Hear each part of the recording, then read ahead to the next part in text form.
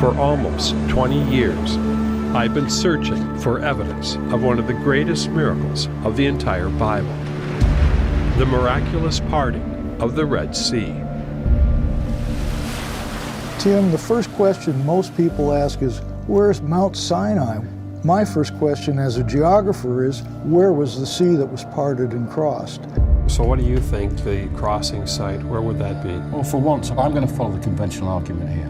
When I look at the Exodus story through the eyes of a scientist, then it contains a lot of observations which just make sense to modern science. I think it is possible to demonstrate that it took place in close proximity to Egypt. I know that some people would say, well, there were probably 5,000, maybe 20,000 Israelites. This matter of large numbers is a very, very thorny issue. There has to be enough Israelites in order to make Pharaoh and the rest of Egypt scared. Whether the 10 plagues happened is a miracle. Whether the Red Sea parted is a miracle. Archaeology cannot prove or disprove a miracle.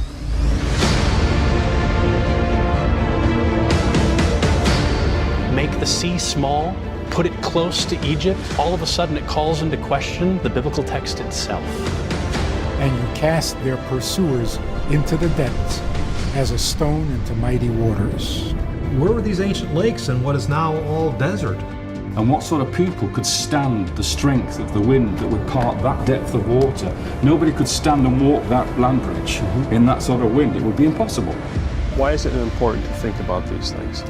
At the end of the day, we're really talking about a miraculous event of unprecedented proportion, of God's miraculous saving power.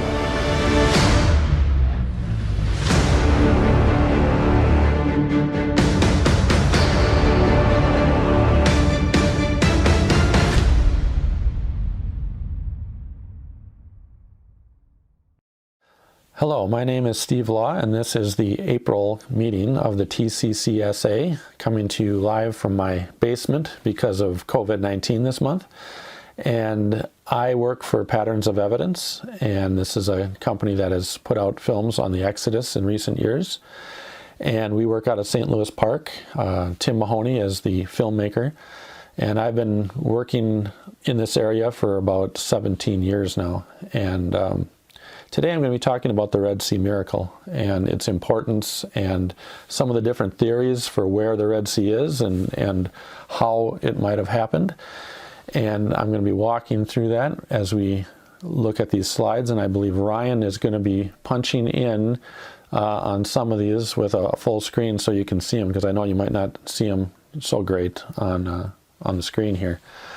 But I'm going to be doing a little bit different approach. Not a different approach, but normally in Patterns of Evidence films, we kind of try to stay in the middle and present the evidence on both sides and kind of let the audience decide. I don't really have time in just over an hour to present multiple different views, so I will be talking about two main views, which is the Egyptian approach and the Hebrew approach to this issue. And I think one of these views has been undersold. It has not gotten the attention it deserves. It's been kind of dismissed and downplayed by a lot of people, and I think it's really a strong case for it. So I'm going to be kind of highlighting that view as we walk through the different ideas on how this all played out. So I hope that you will, by the time we're done, you'll have a greater appreciation for the view that puts the sea crossing at the Gulf of Aqaba, which up until the last few decades has been a basically unknown view. So the question I want to start with is, why does this matter? Does it really matter where the sea crossing happened and how it happened? Or is it just a case of the fact that it happened is the most important thing? And a lot of people I hear that from is, well, it doesn't really matter whether it happened here or there or how it happened. The main thing is that it happened. So does it matter where, and does it matter how? So to begin with, I want to thank Glenn Fritz for providing a lot of these maps I'm going to be using. He's one of the geographers in our film, The Red Sea Miracle. And that film was out, actually part 1 was out this last February. Part 2 was due to be out in May. And obviously that's not happening. We're exploring different options of how we might release that. We could go do a streaming option, or we could wait and put it in theaters later. So that's still up in the air. So we're deciding how to roll out part 2. I also want to thank Ann Benson for providing all the equipment to record this. She provided a camera and lights and everything. It was really great. So without that, I would be stuck. This is really a geographical problem for the question, which sea was crossed? And I have my handy paint stirrer stick I can use for a pointer here. And so the Israelites begin in Egypt, and 40 years later they end up in the Promised Land. In between that time, they head to a mountain called Mount Sinai, which is disputed. There's several different options. Some people go to the southern Sinai Peninsula, to the traditional Mount Sinai. Others put it in the northern Sinai. Other people put it over here in northern Arabia or central Arabia, or even some quite a ways down here. And you might question, well, isn't Mount Sinai in the Sinai Peninsula? But really the Sinai Peninsula only received that name of Sinai very late, 1800 years after the Exodus, when Helena, the mother of Constantine the Great, designated Mount Sinai at the traditional site. That's when the Sinai received the name Sinai Peninsula. We have no record of it being called that before that point. So between their departure point in Goshen in Egypt and Mount Sinai, they crossed a sea. And the question is, what sea was that? Where was that? And how deep was it? There's lots of questions about how deep it was. How was it a lake marsh on the borders of Egypt? Was it a deep sea? And we'll be getting into a lot of those questions as we go along. Some of the main bodies of water that have been proposed, really there's only so many options. This is the main body of the Red Sea here, and it has 2 gulfs in the north. These are over 100 miles long. One is the Gulf of Aqaba over here, and one is the Gulf of Suez, which is on this side, and they create this V-shaped that the Sinai Peninsula is between. And then up here there's a number of lakes on the border of Egypt that have been proposed, and there's many different particular sites crossed, but we'll be getting into some of those as we go along. I think we're ready for the next slide. If you look in the back of your Bibles or Bible encyclopedias, many of them, when they list all the locations of the Exodus route, will put a question mark after just about every one of those locations. That might be kind of hard to show up here on this screen, but when you see it full screen, hopefully you'll see that Pithom, Mara, Elam, Dafka, these are all campsites of the Exodus. And even Mount Sinai should have a question mark. And then even other sites such as the desert of Paran or the wilderness of Shur or Kadesh Barnea, all of these sites, none of them have been verified with 100% certainty. They're up in the air. People don't know where these are. There's a traditional view, but really there's a lot of questions involved. But since the time of the 1st century, the traditional view has been that the Israelites came and crossed the northern end of the Gulf of Suez here, and then proceeded down to the traditional Mount Sinai. But since the late 1800s, the predominant view, at least among scholars, has shifted that north up into these lakes up in here. And we'll get into some of the reasons for that in a moment. One of the reasons there's uncertainty is that there are only about 7 verses in the book of Exodus between the time they leave and the time they arrive at the sea. And there's not a whole lot of information there. But you can look in other places of the Bible and find clues, and I think we can, if we really focus on the 7 verses, we can come up with some ideas. Really, there's only 4 places in the whole Exodus journey, or related to the Exodus journey, that we know for sure, and that is the departure point in Ramses or Goshen. We have a good idea where that is. We know where the way of the land of the Philistines was, which was along the coast of the Mediterranean. We know where Edom and Elat were. They were over here on the far side of the Araba Valley over here. And we know where Canaan was, basically. But other than that, pretty much everything has a bit of a question to it. Now I'm going to talk about two main approaches to solving the geographic problem of locating the Sea of the Exodus. In the film, we just called them Egyptian and Hebrew.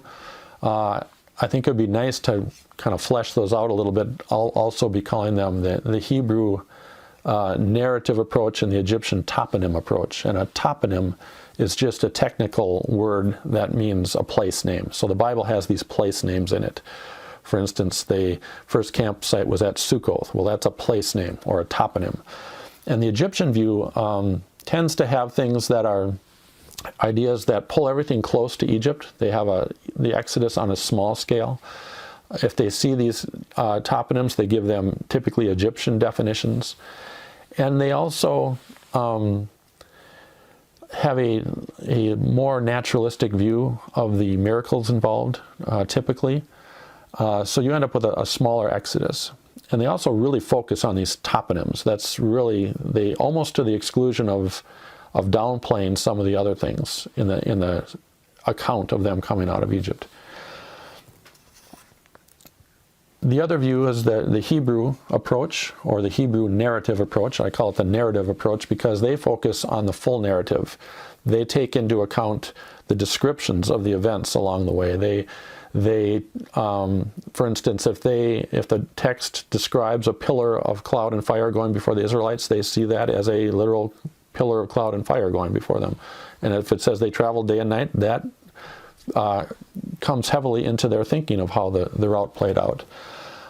This view is not Egypt-centric, it's more Canaan-centric. So for example, Edom would seem a long way away to the Egyptian approach because they have an Egypt-centric approach. But for a Canaan-centric approach, Edom is close by. They choose Hebrew definitions for a lot of the terms involved. And they end up with a very big Exodus in comparison. So now there's also scholars that have a combination of these two views. We don't want to pigeonhole everyone. For instance, some people might see the Exodus sea crossing as being far from Egypt and yet not like the idea of spectacular miracles. They want a more naturalistic miracle. Others might pull it closer to Egypt but still like the idea of a spectacular miracle because they think that's what the text is describing. So these are the two basic regions that we're questioning. Was it near Egypt at one of these border lakes or at the very far end of Suez? Or was it far from Egypt at the Gulf of Aqaba? And that's really the basic question. Now to give a little scale to this, when we look at the size that we're talking about here of the Sinai area, this is West Texas. If you can see the boundary of Texas here, that's the panhandle of Texas, El Paso. And if we overlay that on the Sinai Peninsula, you can see it's just about the size of the panhandle area of Texas. And for those of us in Minnesota, we might relate this to the Arrowhead region of Minnesota. So if you draw a line from International Falls down to a little bit south of Duluth, that would be about the size of the Sinai Peninsula.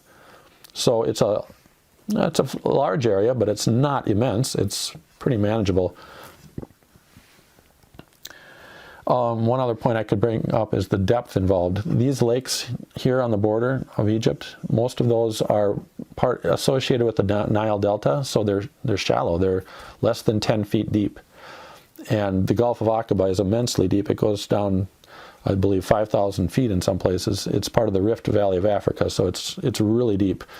So there's a lot of difference between these two views. It's not as though they're close. It's either really deep or really shallow. It's either a far journey to the sea or it's near Egypt. Other questions are for the differences involved, the population size. Typically the Egyptian toponym view has the Israelites at about 20,000 people, so we're talking tens of thousands. The Hebrew approach would put that number at about 2 million. So it's tens of thousands versus millions. Again, a great contrast. Or the days to the sea crossing. Usually to the border lakes here, the Egyptian toponym view would say it's a few days, 3 days, maybe as much as 7 days. But over here, people are suggesting, no, it could be 2 weeks or 3 weeks or more to the crossing. And it's interesting, the Bible doesn't give the specific number of days to the crossing site. So here we have the border of ancient Egypt is a critical point in this discussion, because the ancients considered Egypt the lands watered by the Nile Valley. So everything you see on green here, that's the Nile River Valley, and the areas irrigated by the Nile, they had lots of little canals and things. That would be Egypt proper to the Egyptians. So once you get across these border lakes, you're in the desert, you're out of Egypt. Now, Egypt did control territory. It controlled places like mines in the Sinai Peninsula. In the New Kingdom, at least, it controlled a string of forts along the Mediterranean coast. So that was territory controlled by Egypt, but it wasn't Egypt proper. They considered Egypt the lands of the Nile. Another introductory term here is Yam Suf. This is the Hebrew name of the sea that was crossed. And Yam means sea, and Suf is disputed in Hebrew. Most people today would say that means reeds. So it would be Yam Suf, the sea of reeds.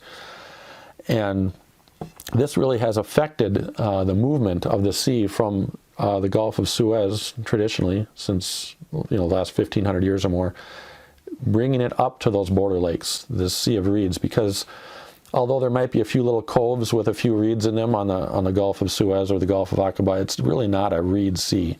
Those border marsh lakes are really what would be filled with reeds, and so that's why, one reason why people have pulled that north into that area. So what about the term Red Sea that's in our Bibles? Because, when you open up a modern English Bible, it will usually say Red Sea. Well, that term doesn't enter the Bible until the Greek translation of the Bible, of the Old Testament. That happened perhaps around 250 BC. But they gave the name of Yam Suf. They didn't give it a direct translation. They just inserted a geographic interpretation of Red Sea. And for the Greeks, the Red Sea was a much broader concept than our modern idea of the Red Sea. For the Greeks, there were just two main seas in their thinking. There was the Great Sea, the Northern Sea, the Mediterranean, where Greece was, and then there was the Southern Sea, which was the Red Sea. And that included both arms of the Red Sea, Aqaba and Suez, the main body of the Red Sea, but it also included the entire Indian Ocean and its bays. The Persian Gulf is part of the Red Sea in their concept. Even the Bay of Bengal, all of these areas down here would be thought of as Red Sea. And interestingly enough, the New Testament also uses that term Red Sea twice. So the question is, does Red Sea pertain to marsh lakes in Egypt? And I don't know of any evidence of that. I don't know of any Greek writing that calls these marsh lakes the Red Sea.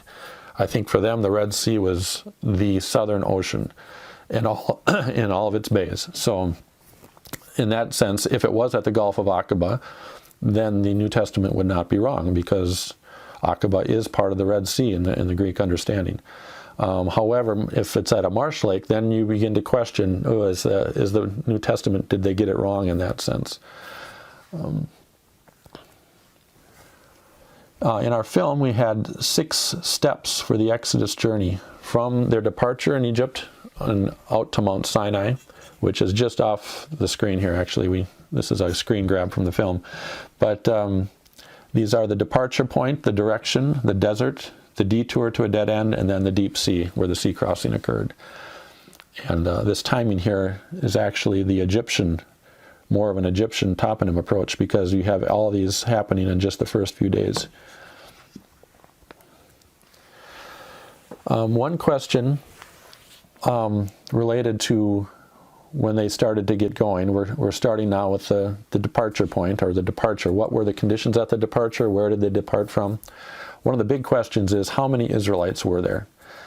And the text you see here, it says about 600,000 men on foot, besides women and children, left. And if you add in the kids, you're going to get around 1 million or more males. And then you have to double that for females. So you end up with about 2 million, maybe 2 to 3 million Israelites.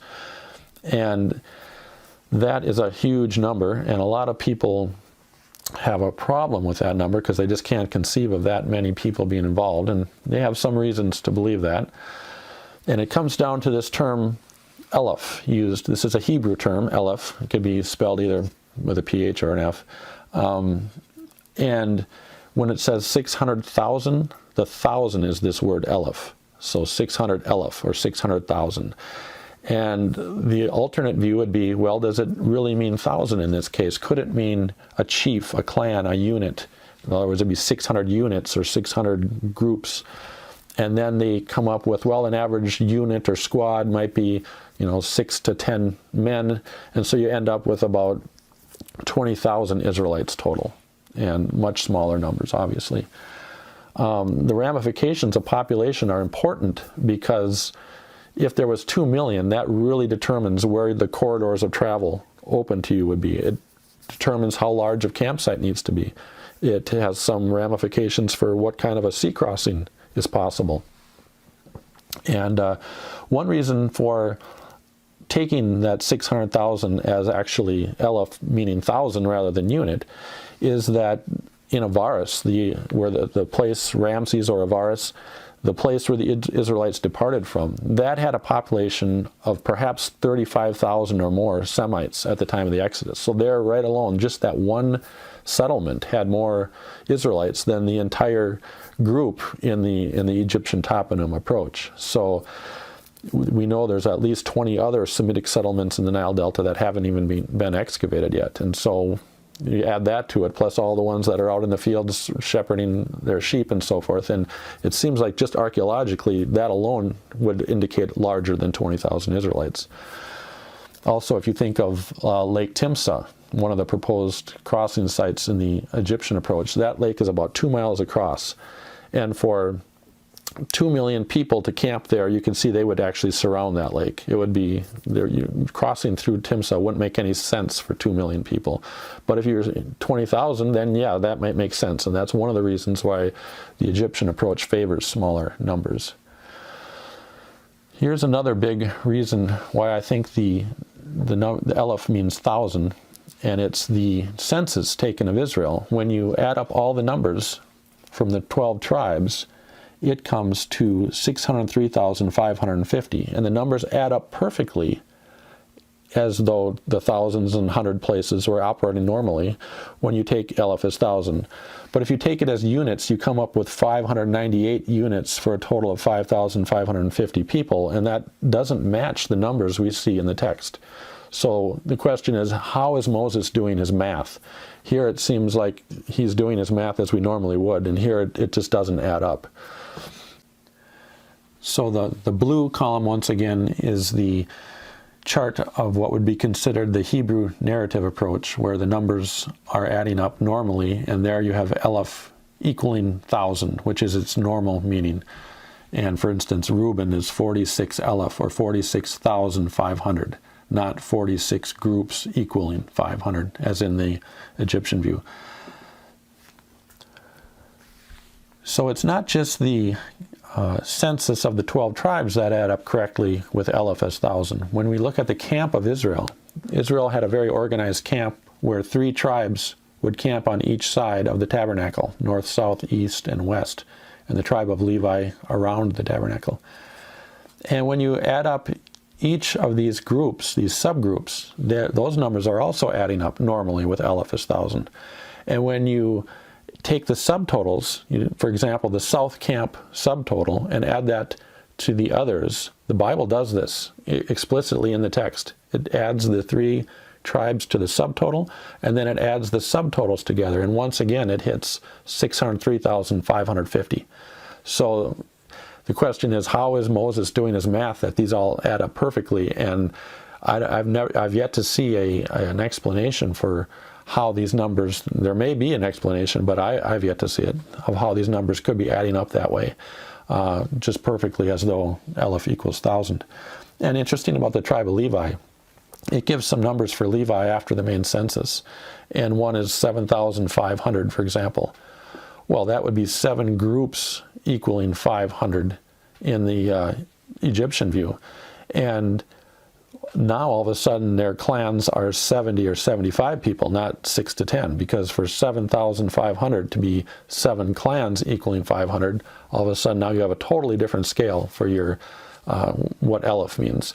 And in another place it says the total of Levi was 22,000 even. So that would be 22 clans equaling 0 people in the Egyptian framework, and that just doesn't seem to work. The question comes up is, how can you get then, if there really were over 2 million Israelites, how can you get to that number just during the time in Egypt? There's some question about that. And we can show that you can do that very easily, actually. God had promised Abraham that his family would be multiplied as the stars of heaven. And there's different opinions for how long the Israelites are actually in Egypt. Some think the 430 years that's mentioned is just the time in Egypt, and others think that goes back to the time of Abraham. It's from the promise to Abraham to the Exodus was 430 years.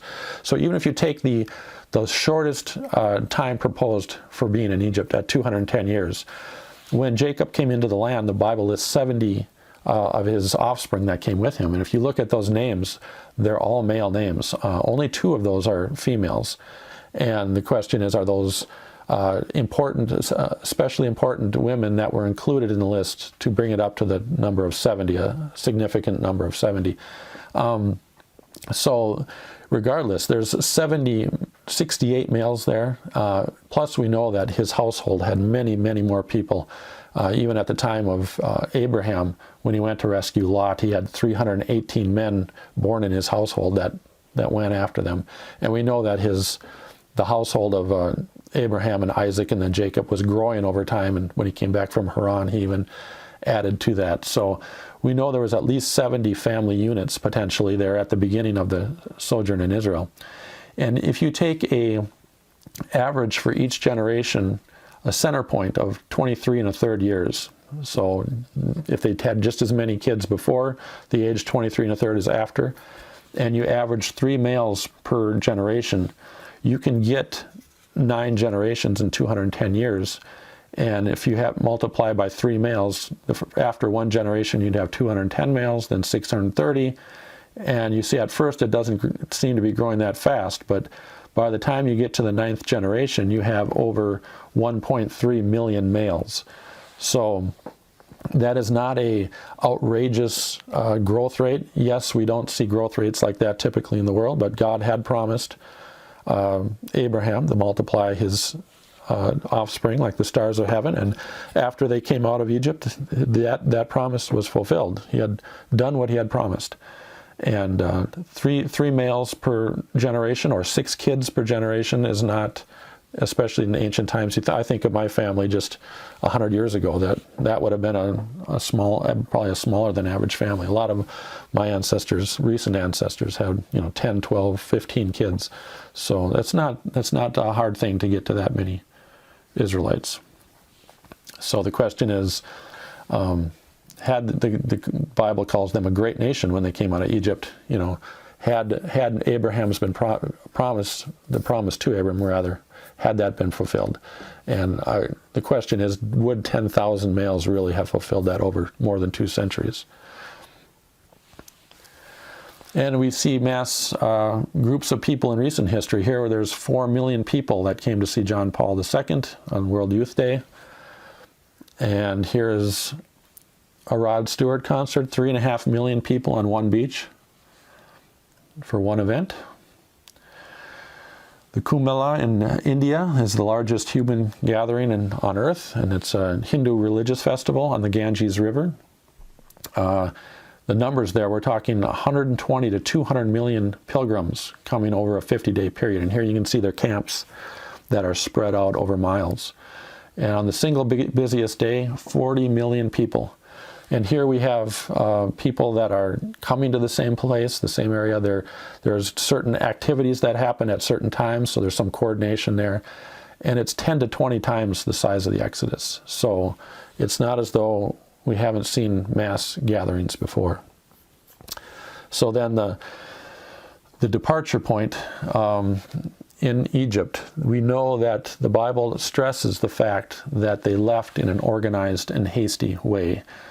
Here's an important verse. It says, the sons of Israel went up in martial array from the land of Egypt. Other versions say they were equipped for battle. I don't think that the term means equipped for battle. It means they were organized for battle. They were in battle formation or military formation. The number there actually has this meaning of 5 to it. So it's an idea of columns. A left, a right column, a center column, and then a rear guard and a forward unit. So just the way an army moves is the way Israel moved out of Egypt. And we know that Josephus writes about Moses being a general in his early life in Egypt.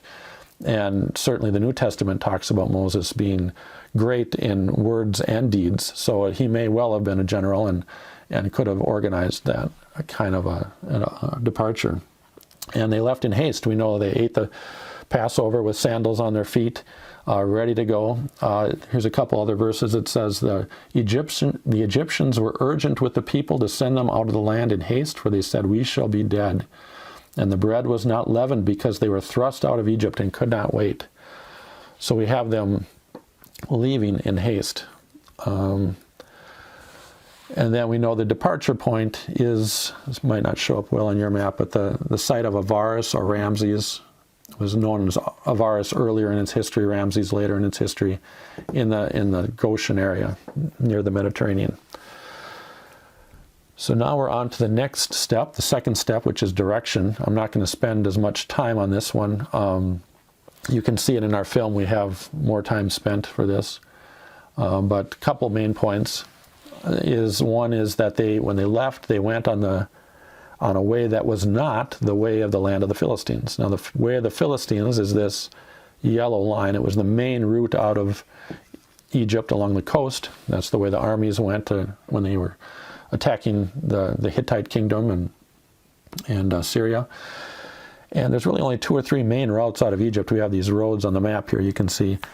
And the Bible says explicitly that they did not take that northern route. Yet this is where a lot of these lakes up in the north end of the border area here are where a lot of people put the Exodus, and some of them are right on that road, within a few hundred meters of that road. So it just doesn't seem to work that the Bible says they didn't go there and then they have their crossing in the same spot.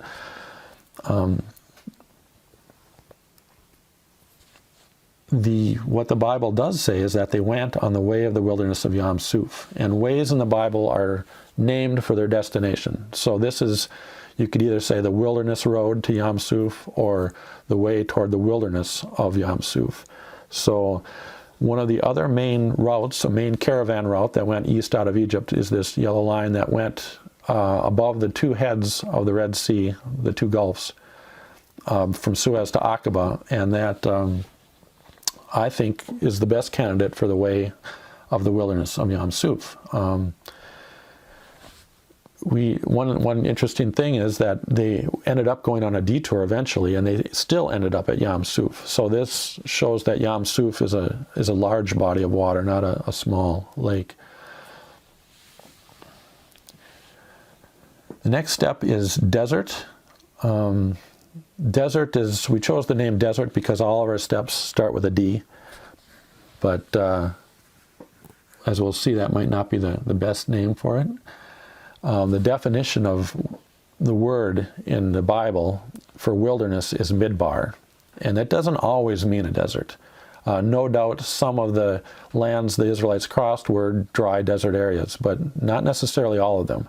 There could have been large areas that were pasture land or grassland, and we see that there's some latitude to this term midbar, which means wilderness in the desert.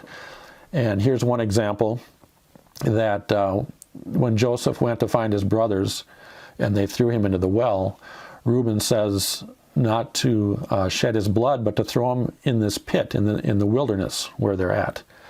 And where they were at was the town of Dothan, way up here, halfway between the Dead Sea and the Sea of Galilee. So this is a fairly moist area. There's good grassland up there.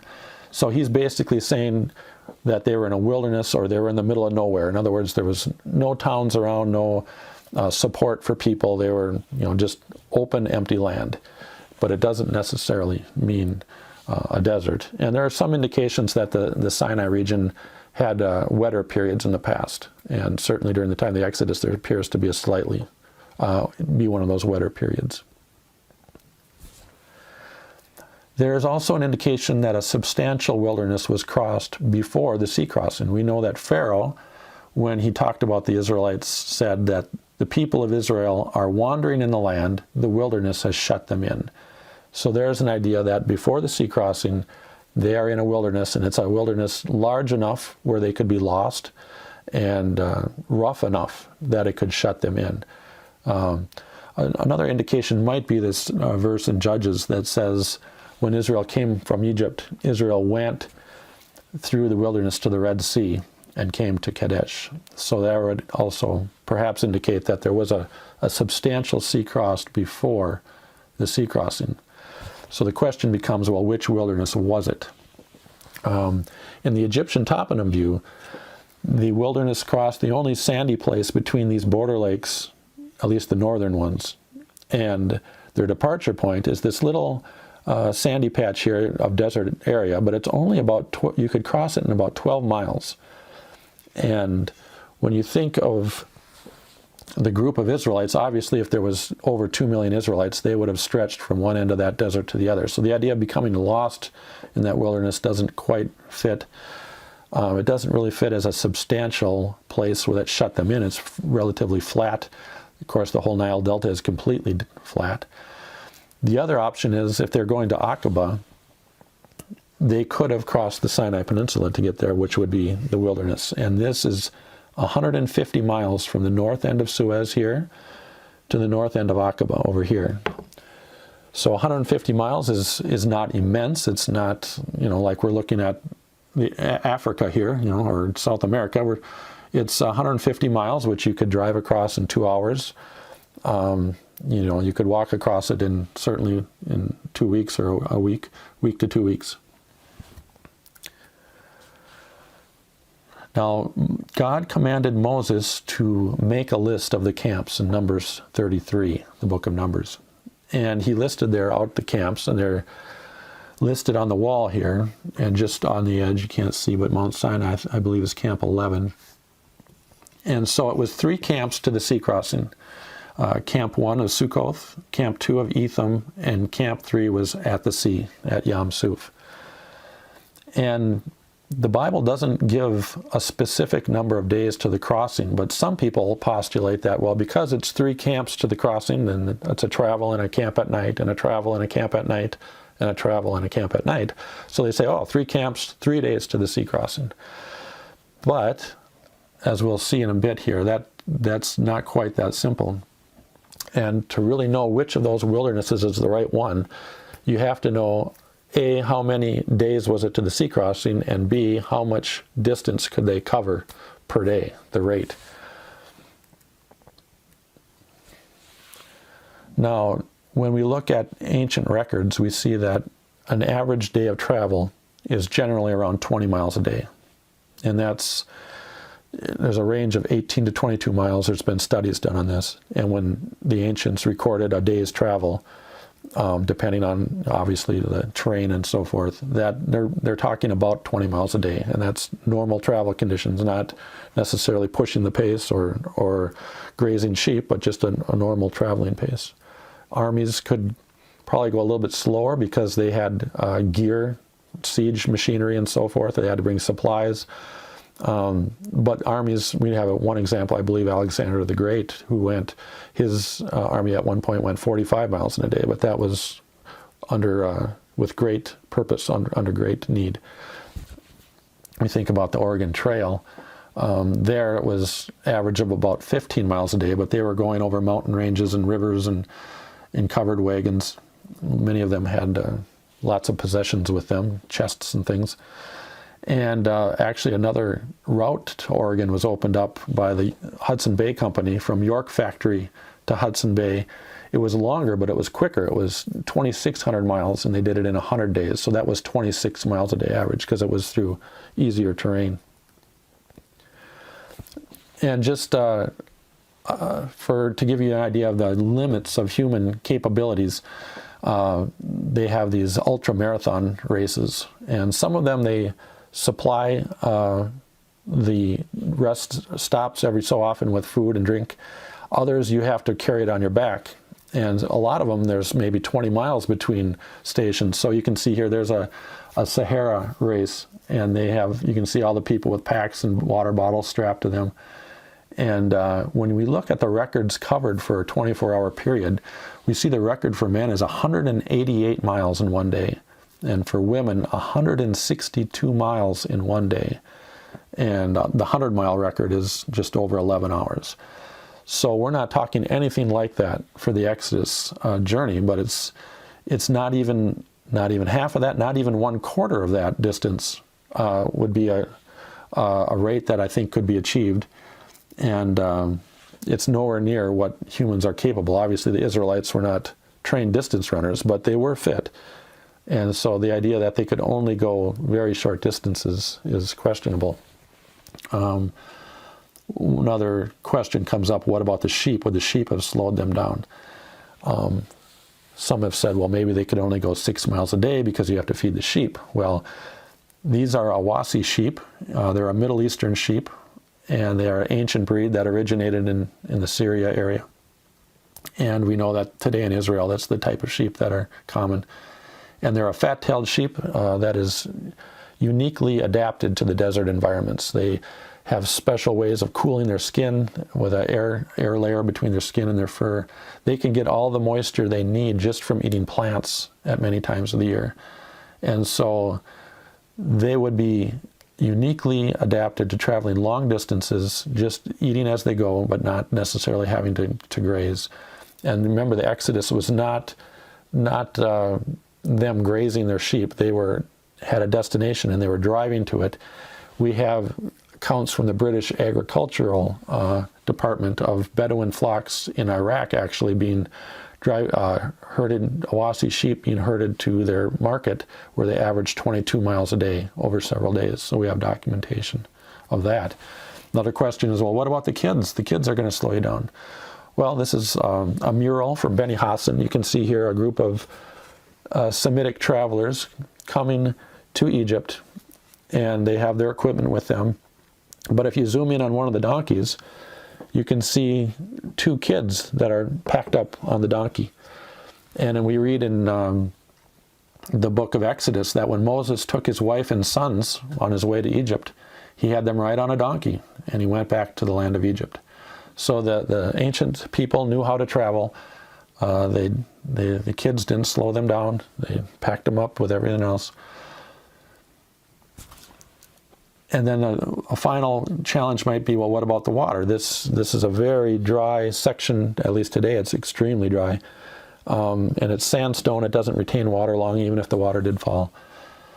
But we know that, that the trek down to the traditional Mount Sinai goes through some very dry areas too, that are very similarly dry as this, just after the crossing instead of before it. And we have accounts of things called desert blooms. This is a super bloom from the southwest U.S. in 2019. And you can see this was desert. This is normally pure desert. And it's just covered with foliage because of unusually heavy spring rains. And normally in the spring is when the desert gets most of its water.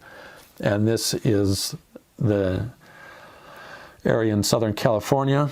This is Death Valley, actually, where a 10-mile lake formed when they got just a couple inches of rain in the mountains. And it shows that rain can pool up. And you see the verse here, God provided rain during the Exodus. It says in Psalms, rain in abundance, O God, you shed abroad, you restored your inheritance as it languished. So this idea that God could provide water. And remember that Death Valley is one of the hottest and driest places on the face of the earth. So for a 10-mile lake to form there is quite unusual, but it does happen, and it's quite incredible. So we think of God's supernatural care, that we don't necessarily have to limit our options to those routes that are the best watered that we see today. God could have provided for his people, and the text does say he provided. For instance, there's verses talking about their sandals not wearing out, traveling day and night behind a pillar of fire. And with that pillar, we know that if they were traveling day and night, that this was hasty travel. They were covering a lot of ground. So we have a departure that was hasty. We have travel that is hasty. And I think it's hasty all the way to Mount Sinai, because when we get to Mount Sinai, we have God making the statement that he had brought them out on eagle's wings to come to himself at the mountain. And when we look at other verses that talk about eagle's wings, one example is in Isaiah 40, where it says, "But they who wait for the Lord shall renew their strength. They shall mount up with wings like eagles. They shall run and not be weary. They shall walk and not faint." And that, I think, could be hearkening back to the Exodus even. We have this instance in the Bible of Jacob fleeing from Laban. And this is really a good example of what kind of distances could be covered if there was great need. And we have Jacob in Haran, which is up in this area, modern-day Turkey. And they flee from Laban, and they travel a distance of 350 miles to the hills of Gilead, where Laban finally catches them. And they say that Laban caught Jacob on the 10th day. So in less than 10 days, they covered 350 miles. That's 35 miles a day.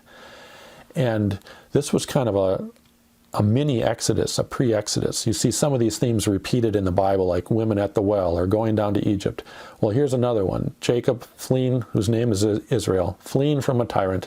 And who did he have with him? He had his wives, their children, large flocks and herds. And they covered a distance of over 35 miles a day for 10 days straight. So that tells you what is possible. Now, we don't know how many days it took to the sea crossing, specifically in the Bible, but we do have an important chronological date, and that is the yellow date here. It's the first specific time given. We know there was 3 days travel after the crossing, but we don't know the total. But we do know it was a total of 30 days to enter the wilderness of sin. Now, this happened after Camp 6 on that list that Moses made. And so the question is, if it's 1 month to enter the wilderness of sin just after Camp 6, would it not be about half that time for something that happened at Camp 3, which was the sea crossing? So that would put the sea crossing at about half a month or 2 weeks of travel. And you can travel quite a way in 2 weeks, obviously. We know there's multiple days between camps, because here we have 6 camps in 30 days. So it's not 1 day per camp. It's multiple days per camp. And they may have been camping 2 days at each camp. In fact, there's a verse in the Bible that indicates that. And there are several places where it says it's 3 days travel. It's not just the 3 days in the wilderness. So you have this idea of multiple days of traveling. They might have been eating and resting on the way, maybe short periods of sleep, but they didn't set up camp except for these major camps that are mentioned. And so some people actually take the opposite approach. They say, well, it's 30 days to Camp 6. Well, 1 day back to Camp 6, 1 day back to Camp 5, to Camp 4, 3 days travel. So they put the crossing at 24 days, actually. But I think the average, the mean, would be to put the sea crossing at about half the time, because Camp 3, half a month, Camp 6, 1 month. That seems to be the average. The further you get from that point, the more explanation, I think, is required. There's even some indication that they might have come out of Egypt on the very first day. We have this verse, for example, "And on that very day, the Lord brought the people of Israel out of the land of Egypt by their hosts." So on that very day, they came out of Egypt. And when you think about if we were taking a trip out west, a road trip, and if we said we were out of Minnesota on the first day, we wouldn't say that if we had stayed in a hotel in Albert Lea. We would still be in Minnesota. We wouldn't say we were out of Minnesota on the first day if we were still in Minnesota. Or if we're flying to Europe and our plane got stuck in New York, we wouldn't say we were out of America on the first day. We'd have to wait till we were actually out. Now, you could maybe argue that day here doesn't mean a 24-hour period. It means, an unspecified amount of time. But I think there's a pretty good indication here that they were out of Egypt, which means, remember, this green here is the cultivated. This is a satellite map. So the edge of this green is the edge of Egypt. And if they were out of that, it's only maybe 25 miles from Avaris or Ramses to the edge of Egypt there. So there's no question that at least the leading companies could easily have gotten past that point on the first day, which means the first camp of Sukkoth, which everyone likes to put here in the Wadi Tumlot, it could have been out in the desert somewhere. We don't know, because it just means the booths or the camp. And so that camp could have been just about anywhere. So which wilderness was it? Here's a quote by Philo, which seems to match what the Bible is saying pretty well. He says, "Having accomplished together a long and desolate journey through the wilderness, destitute of any beaten road, at last they arrived at the sea, which is called the Red Sea." So we know they took a detour off the road, and that certainly would have been a trackless wilderness if Aqaba was indeed the crossing site. It's hard to have that same thought when we're just crossing this little 12-mile sandy patch here on the edge of the Nile Delta. So now we're ready for the next step, the detour to the dead end. Once again, I'm not going to spend too much time on this. There's much more time spent in the film if you want to see more details on this. But there's a key verse here for the turning point. The text says, "Then the Lord said to Moses, tell the people of Israel to turn back and encamp in front of Pi-hahiroth, between Migdal and the sea, in front of Baal-Zephon. You shall encamp facing it by the sea." So here we have a set of toponyms or place names that any account of the Exodus needs to deal with. And here are the terms, and here are the meanings given to those terms. So Pi-hahiroth means either the mouth of the gorge, that's the Hebrew view, or the mouth of the canals, which would be more of an Egyptian toponym approach, because that's the Akkadian meaning for Ha-hiroth. Migdal means tower or fortress, and Yam Suf is the sea that was crossed, and that, remember, Suf there is thought to be reeds, but that's disputed. And Baal-Zephon means Lord of the North, and the thinking there is, does that mean a place of worship for the god Baal? And the Egyptian view actually has come up with some pretty interesting proposals for the connections of these Egyptian places and these terms. And the question is, are those as strong as they claim?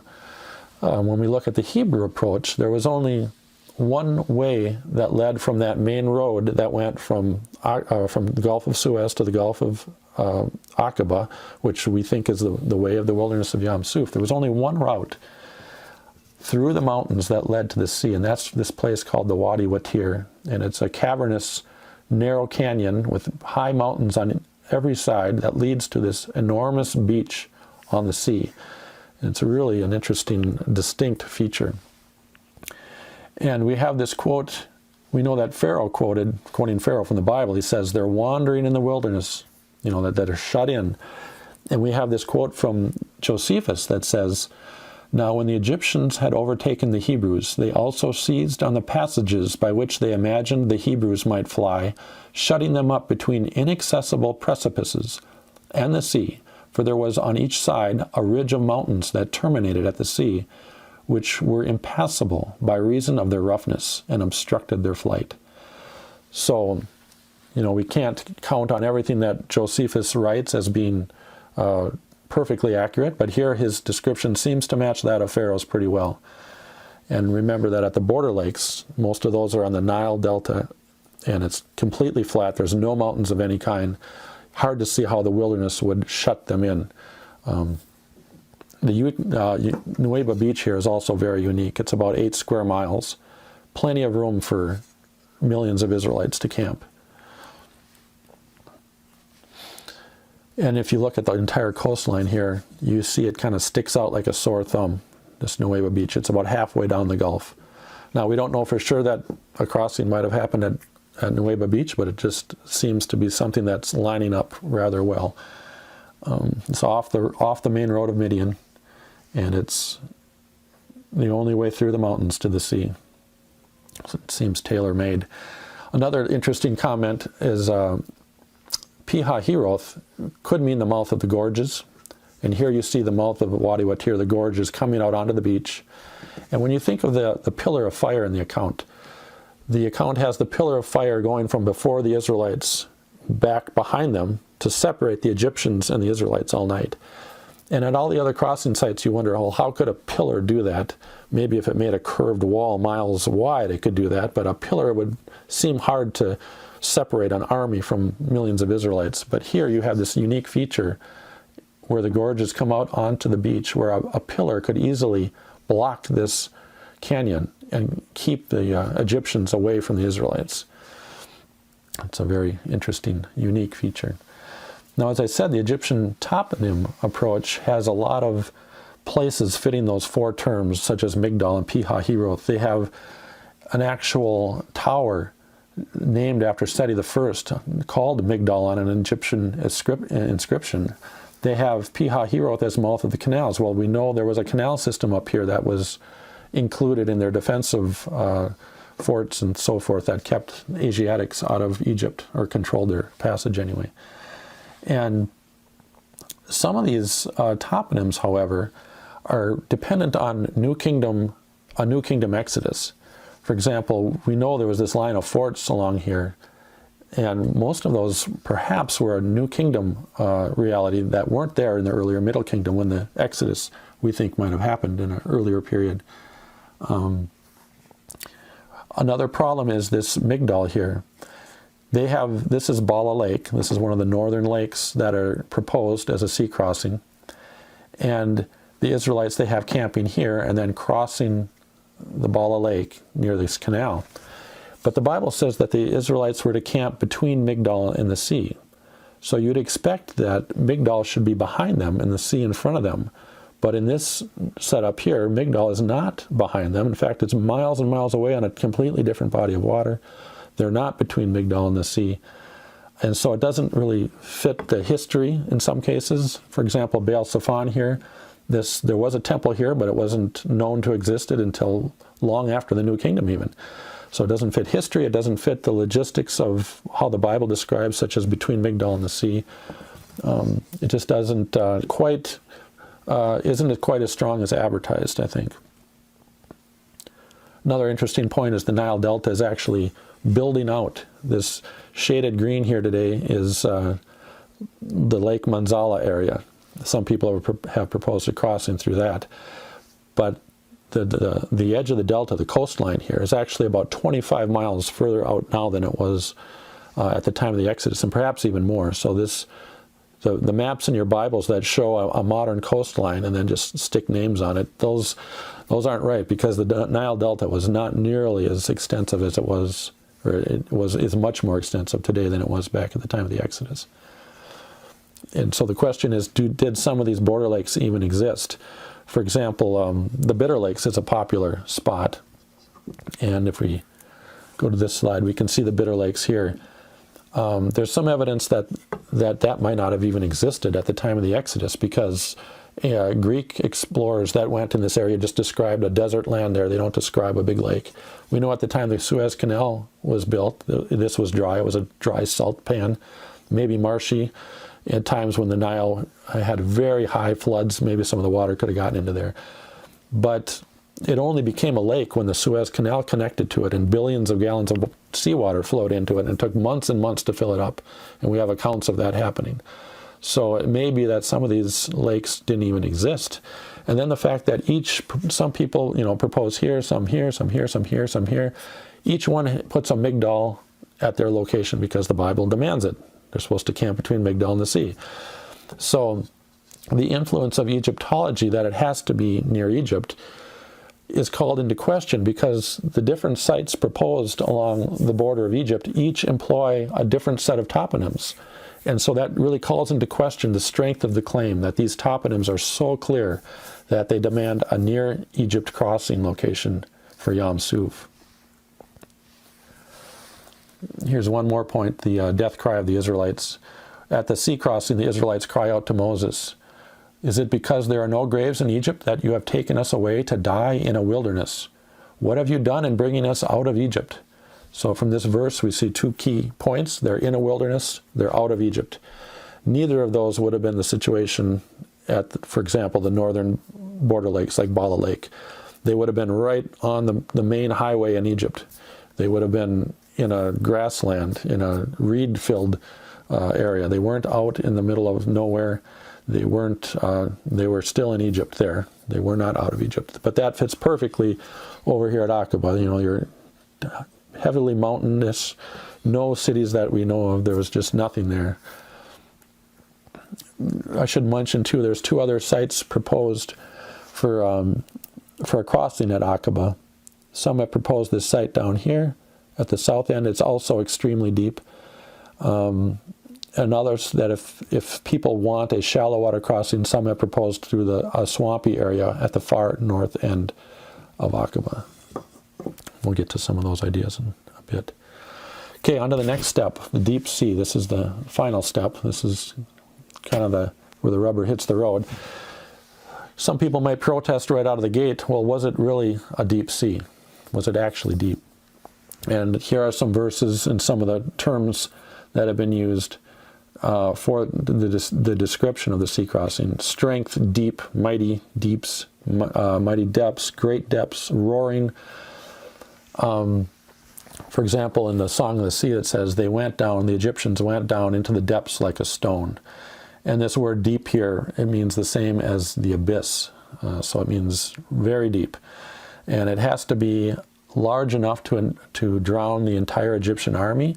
It also has to be long enough for a second camp at Yam Suf. They cross the Red Sea, and then the Bible says 3 campsites later, they actually camp on the shore of the Red Sea again. So Yam Suf has to be long enough to accommodate many days of travel, has to be mighty, big, deep. Those don't seem to fit the border lakes. So a key verse that talks about the location of Yam Suf is this. Here's a couple. I will set your border from the Red Sea to the Sea of the Philistines, and from the wilderness to the Euphrates. So that's marking the borders, kind of the ideal borders of the Promised Land, from the Euphrates down to the wilderness, and then from Yam Suf, or the Red Sea, to the Sea of the Philistines, or the Mediterranean. That can only mean Aqaba. You're not going to have the border of Israel anywhere here. Nowhere in history have we known of a border or anything like that. And so that clearly puts Yam Suf at the Gulf of Aqaba. Another example would be King Solomon built his ships, a fleet of ships. He put them in port on the Gulf of Aqaba, which the text says at Elath, on the shore of the Red Sea in the land of Edom. We know that is over here near Edzon Geber. And we know that Yam Suf is also the sea of the Exodus, because Pharaoh's chariots and his host were sunk in the Yam Suf, it says in Exodus 15. So here you have Yam Suf clearly being associated with the Gulf of Aqaba. And the interesting thing is that the term Yam Suf is used 24 times in the Bible. And of those 24 times, 7 have clear geographical references connected to the verse.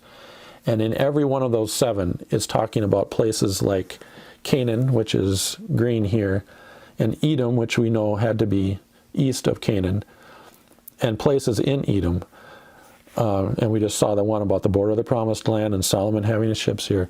All 7 of the verses where we know where it's talking about all put it at Aqaba. There are no verses that put it anywhere else. Now you will often see in commentaries and so forth, they'll say, well, here's the verses that put it at Aqaba. Other verses put it at Suez, other verses put it at border lakes.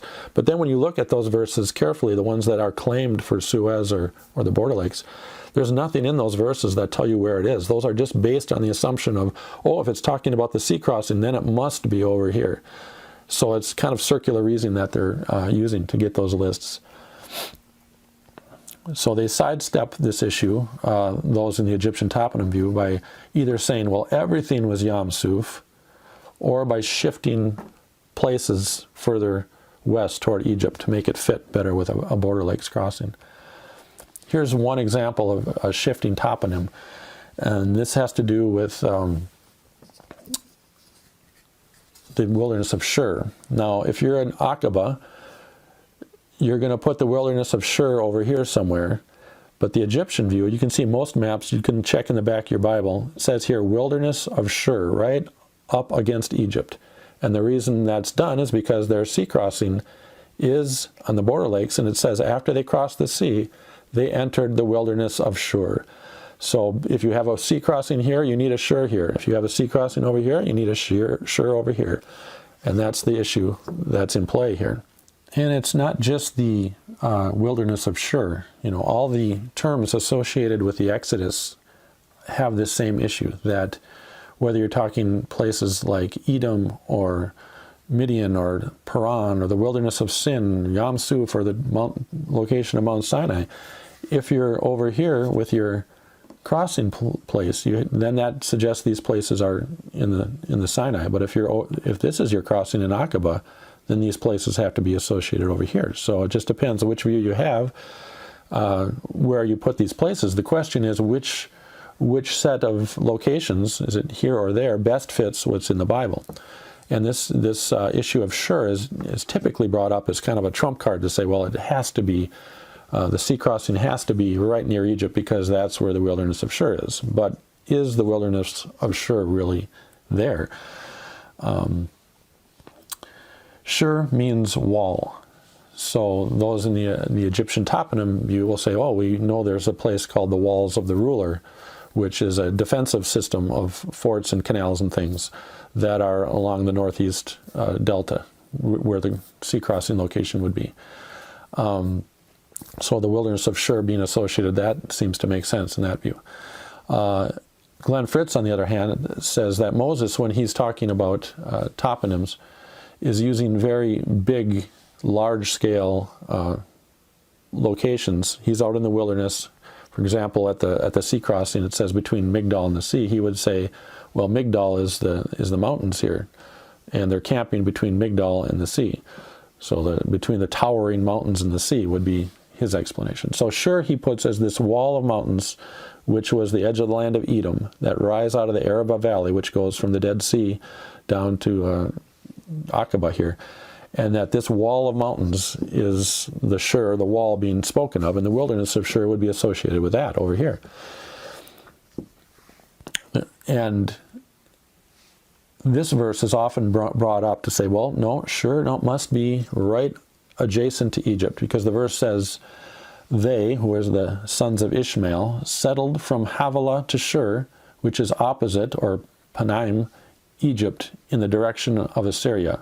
He settled over against all his kinsmen. So this term here for opposite, this Panaim, or Panim, I guess it's pronounced, they interpret this as meaning adjacent to, or right up against. And the literal meaning is on the face of. But the question is, does this term Panim have a broader meaning than that? Because it says some of the meanings are adjacent, that's definitely one of the meanings, but it can mean just east of, which wouldn't really indicate how close it is, or on the face of, or opposite of. And I think the meaning of this term might depend on the scale of the verse being spoken of. For instance, we know at the tabernacle, the singers at the tabernacle were said to be using this same word, panim, in front of the tabernacle, adjacent to, or right in front of, or opposite of, or on the face of the tabernacle. And obviously tabernacle singers are going to be very close to the tabernacle. That would be adjacent to, that would be right up against the tabernacle. But then when we get to Mount Nebo, it is said to be opposite of, or on the face of Jericho. So in that case, opposite of, or on the face of, would be about 10 miles distance, and we're talking about the Jordan Valley there. But in this verse, it sets up a very large scale. It says, in the direction, it's Panim, Egypt, in the direction of Assyria. So here's Egypt in yellow, and Assyria is the green area up here. And so the different distance between the capital of Memphis here in Egypt and Assur in Assyria, that's a distance of about 800 miles. So that's setting up a very large scale. And about 1/4 of that distance, on a direct line between the two, is this wall of mountains that would have impeded any traffic there, that Glenn Fritz says, no, that's Shur. And it seems that would fit this verse of being east of, or opposite of, on the face of Egypt. In other words, in the direction of Assyria, eastward, but nearer to Egypt. It's about 1/4 of the distance is where you hit this wall. So I think the scale allows this to be further away than just immediately adjacent to. And beyond that, this verse talks about the sons of Ishmael settling from Havilah to Shur. And we know that Havilah was east of the Promised Land.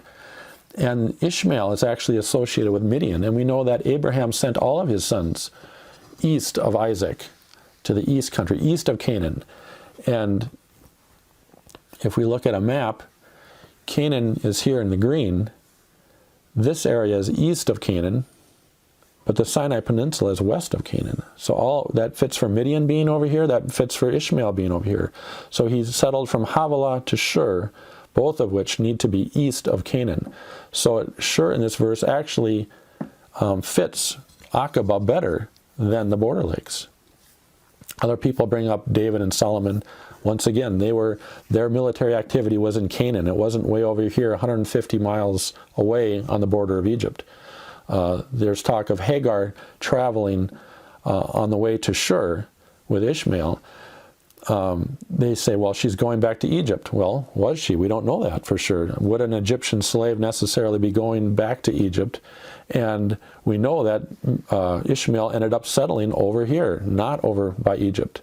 So there's nothing that compels Shur to be on the border of Egypt, and there are several indications that it wasn't. It had to be, in some cases, over here. So a Shur near Aqaba actually fits better. Okay, what about the definition of Suf? So much has been made about Yam Suf, means Sea of Reeds.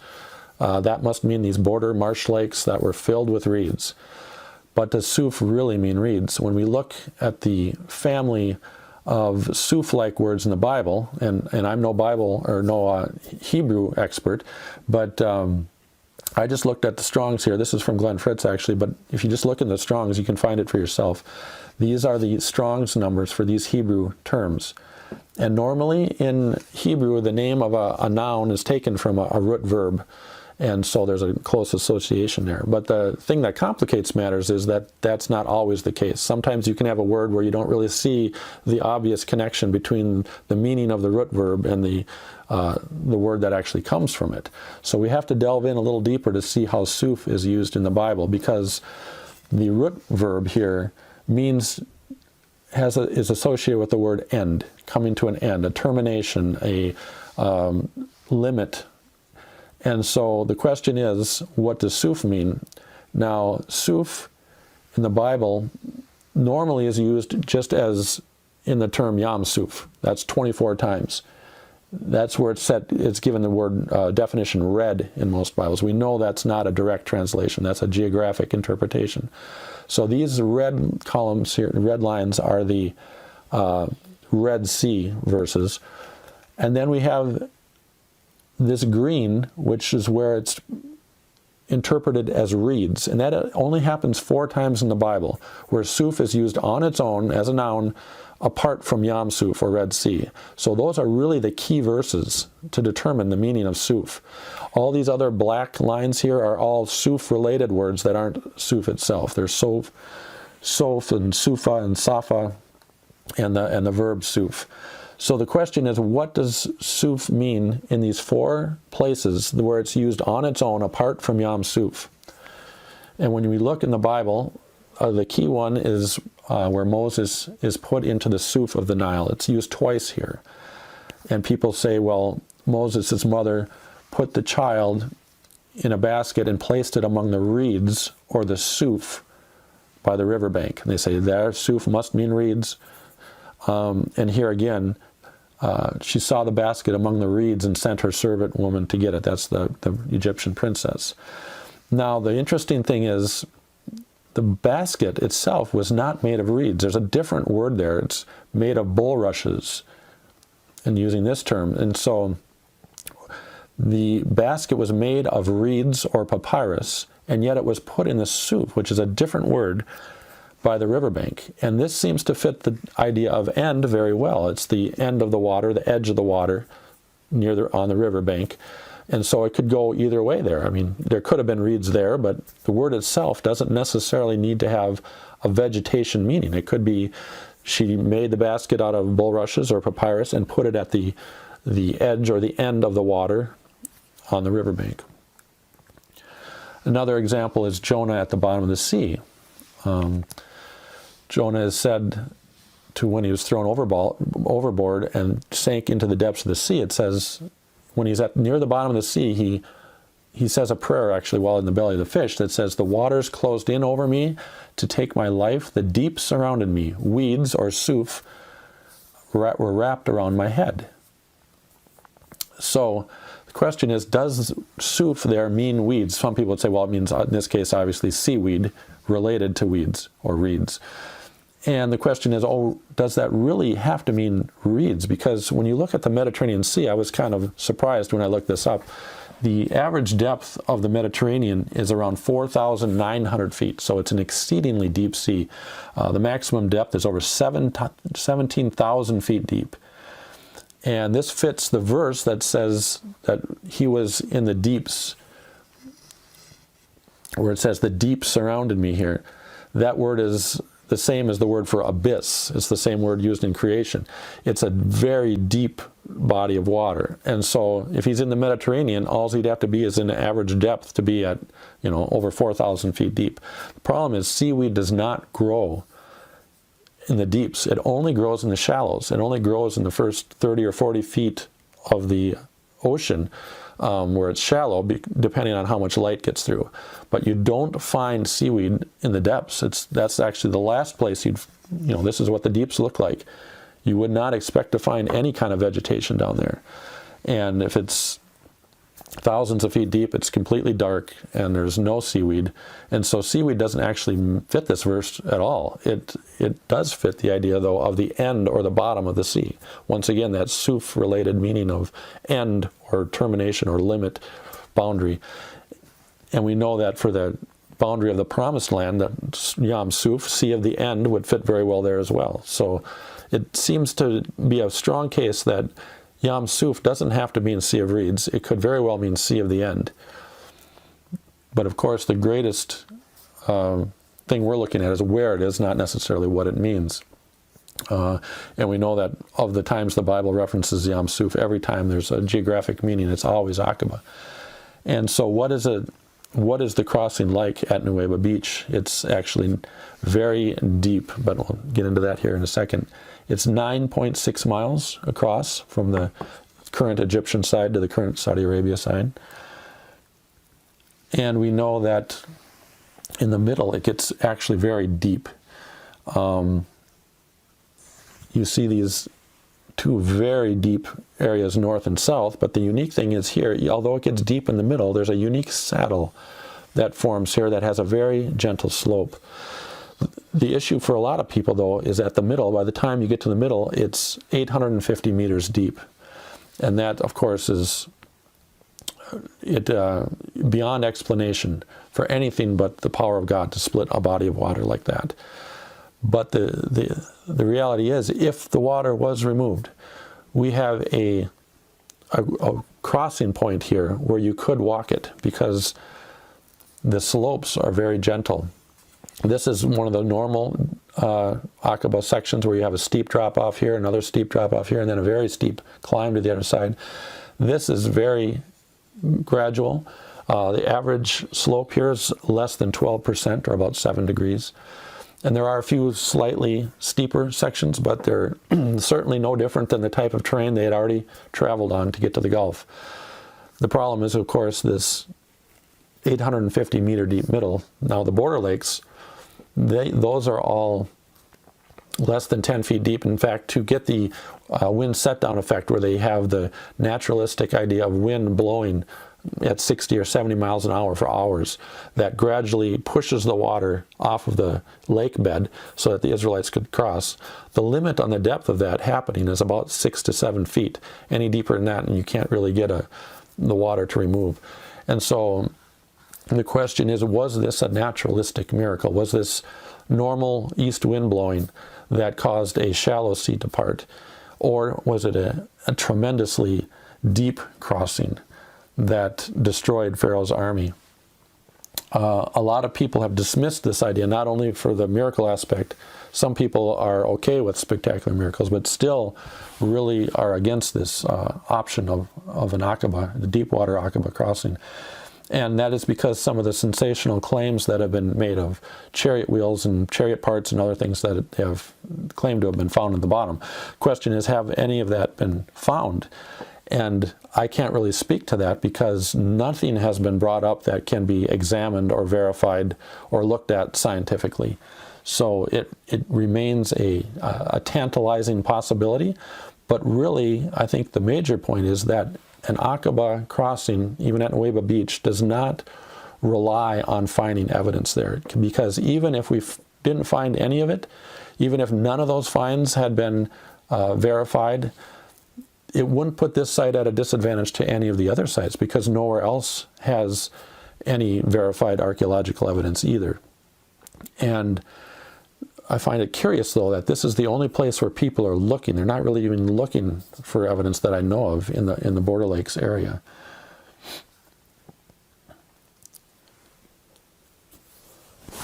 This brings up the kind of the crux of the issue, the east wind and the walls of water, because a lot of people say, well, okay, I'm okay with spectacular miracles, but the text explicitly says that it was the east wind that parted the water.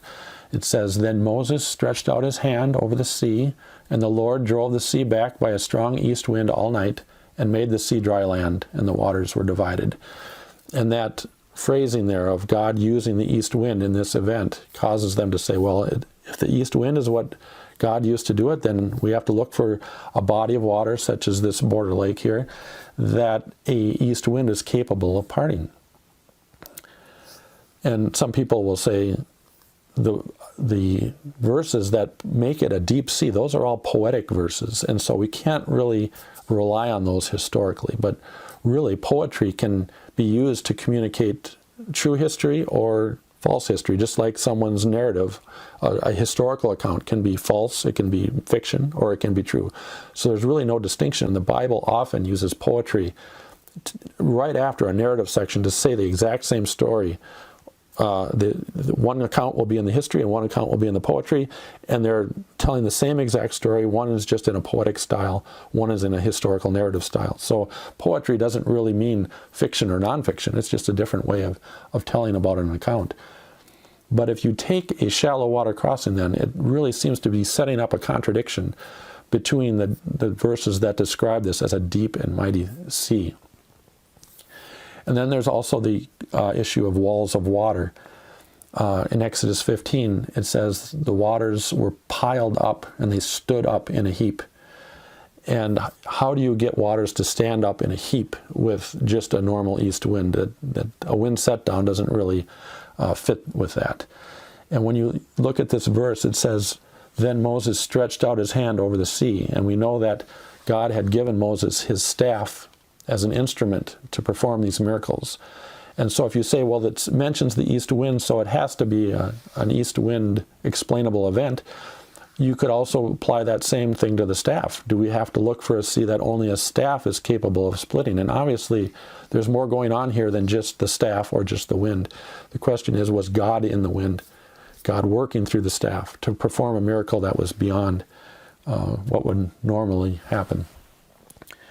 And I think there's an important theological angle here that is often under-addressed by the Egyptian toponym approach. Because God states in Exodus 9:16, he says, but for this purpose I have raised you up to show you my power, so that my name may be proclaimed in all the earth. And this highlights a big difference between, I think, the Hebrew and the Egyptian views. Is this sea crossing, this is the crux, was it a true sea, deep sea, that was parted in a way that only God's power could explain, or was it a shallow marsh that inexplicably the water was drained overnight and in the morning it was dry so they could cross? Was it clearly something God did? This verse seems to be saying, this is something I'm doing to show you my power, to be remembered. And indeed, this event has been remembered for the last 3,500 years. And we know every every country that they ran into afterward. For example, Rahab at Jericho, later the Gibeonites, they talk about their hearts melting when they heard what God had done. And so the narrative seems to be suggesting this was an impressive event that only God could do, that was capable of destroying the whole Egyptian army, that caused fear in the surrounding nations, that was described as deep and mighty, and that God was doing for his glory, for the very purpose, stated purpose, to be to show off God's power. And that to me seems to favor a deep water crossing that could only be explained by God's power, and to really call into question a shallow marsh lake being parted. But there's one other reason I think that a deep water crossing for the sea crossing of the Exodus is the best explanation from what we read in the Bible. And it's another theological reason, beyond just the stated purpose that God was doing this to show off his power and glory. And that is the judgments in the Exodus connected to the judgments in the book of Revelation in the last days. So what I'm seeing is this strong connection is an indicator that the Exodus was actually a precursor or a picture of the judgment in the last days. And so to downplay it or to diminish it is to really get into the area of diminishing or downplaying the judgment at the end of days. So that's the thinking here. So how closely connected are there? We see imagery from the Exodus repeated many times in the book of Revelation. For example, on this side we have the Exodus, and on this side we have the book of Revelation. And the Exodus talks about the great acts of judgment that took place. And here we have water turning to blood in the Exodus, and we have water turning to blood in Revelation.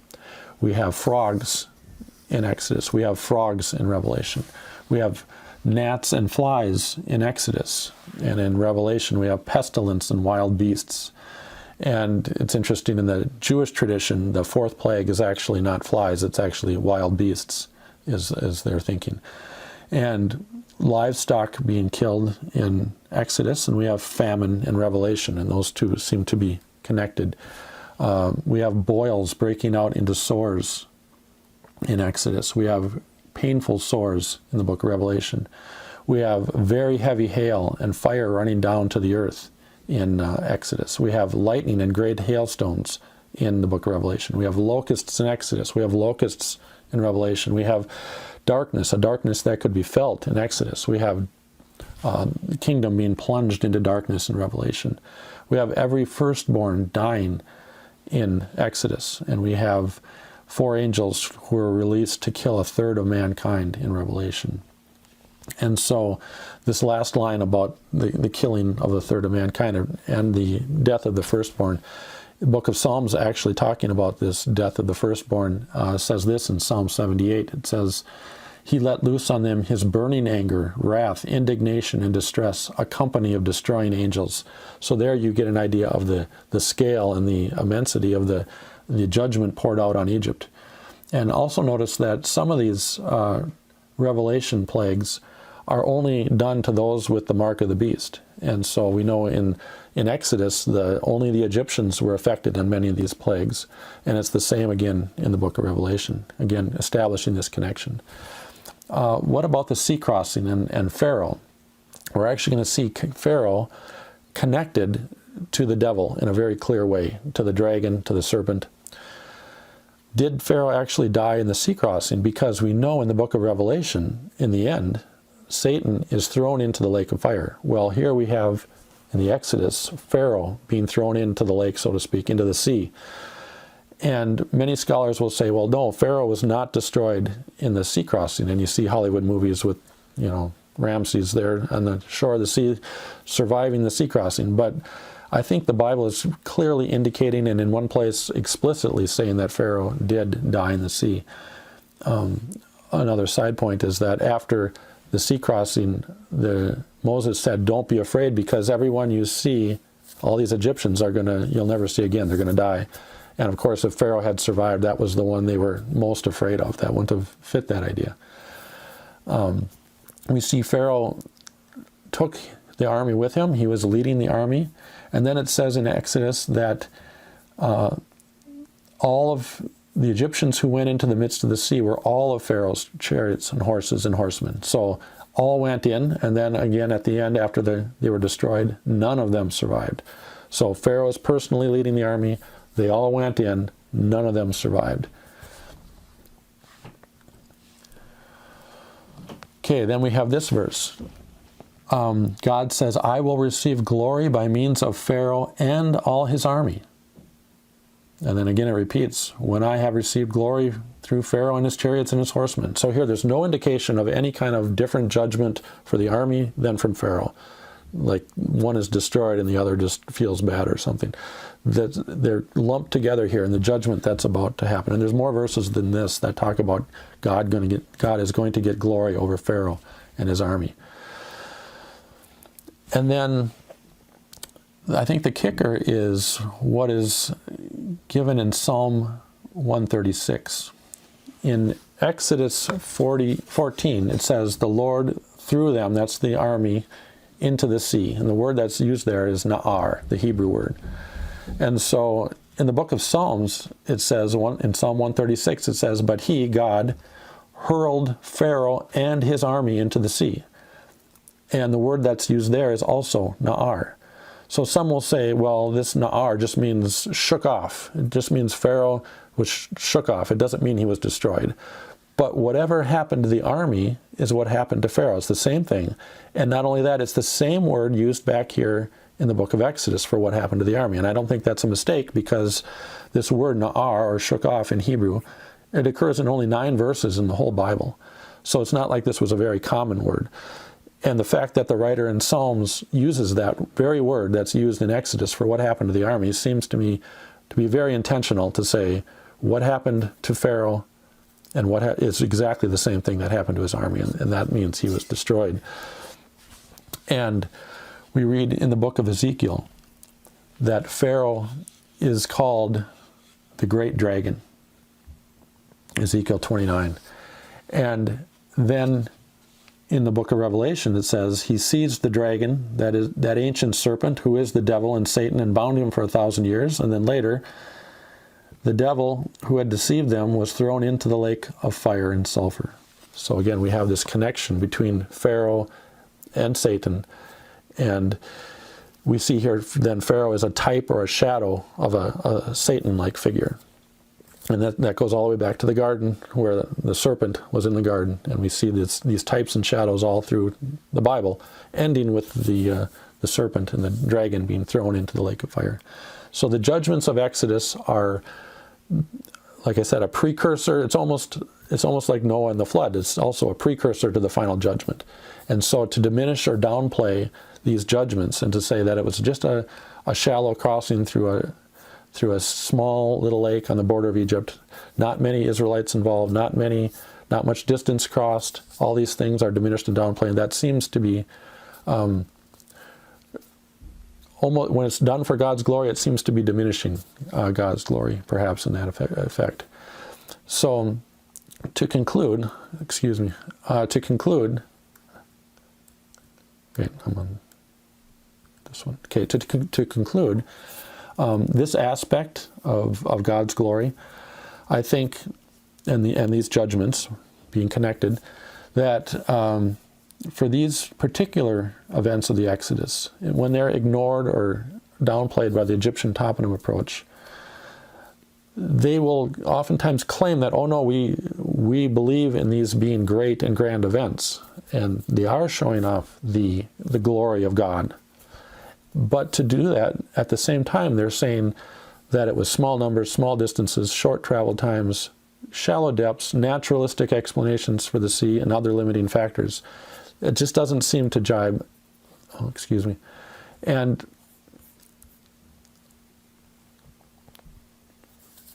those in the Egyptian view often chafe at the idea that, well, you need a big miracle to make it a big God somehow. But when considering a deep water crossing, it's not so much that which miracle makes a bigger God. It's more which miracle displays the bigness and glory of God and the purpose that God stated, in line with what the text is is describing. One's view of the Exodus affects your understanding of how God worked in the past, how he will work in the future, and how he can work today. And it affects our understanding of how he works, I should say. And so to me, it's a view that is worth considering, this Aqaba option, a deep water option. And the Hebrew narrative approach is something that I think deserves more attention, and we're going to give that more attention as we go forward. If you have any questions you want to send me, you can send them to our website at patternsofevidence.com. On our website, you can sign up for Thinker Updates. They're free. They're weekly, usually updates of the latest in biblical archaeology news and commentary. We have an online store where you can buy films, we have books, we have curriculum. You can get more information there as well. So with that, we conclude our talk on the Sea of the Exodus. I hope you've learned something, and have a good day. Thank you. The Exodus journey will come to life as we look at these ancient locations and start to explore where the Israelites went and what sea they crossed. Find out in the Red Sea Miracle, Part 1 and Part 2.